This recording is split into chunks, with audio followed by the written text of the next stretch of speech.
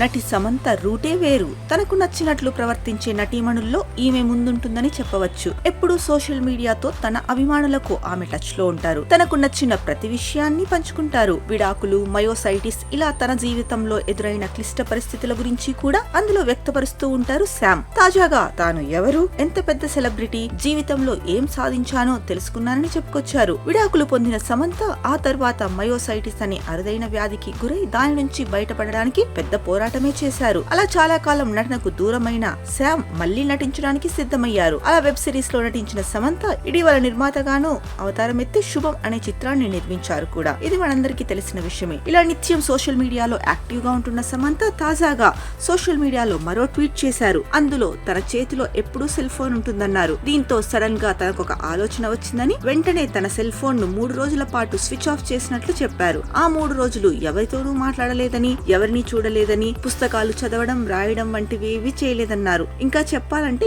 ఏ పని చేయలేదన్నారు. అలా 3 రోజులు మెదడుకు పూర్తిగా విశ్రాంతినిచ్చినట్లు చెప్పారు. ఆ అనుభవం చాలా కొత్తగా ఉందన్నారు. తన ఈగోలో చాలా భాగం తన సెల్ ఫోన్ తోనే అన్నది అప్పుడు అర్థమయ్యిందన్నారు. తాను ఎవరు, ఎంత సెలబ్రిటీ, ఏం సాధించాను అన్న విషయాలు తన సెల్ ఫోన్ నే చెప్తుందన్నారు. అది లేని రోజు తాను ఒక సాధారణ జీవినని అనే భావన కలిగిందన్నారు. పుట్టుకకు గిట్టుకకు మధ్య కాలంలో సెల్ ఫోన్ మనకు ప్రకృతికి చెందిన విషయాలను కనుమరుగు చేసిందనే అభిప్రాయాన్ని వ్యక్తం చేశారు. మన పెద్దలకు ఆరోగ్యానికి సెల్ ఫోన్ ఎంత ఆటంకంగా మారిందన్నది అవగతం చేసుకున్నానని నటి శామ్ అన్నారు. ఈమె చేసిన పోస్ట్ ఇప్పుడు సోషల్ మీడియాలో వైరల్ గా మారింది.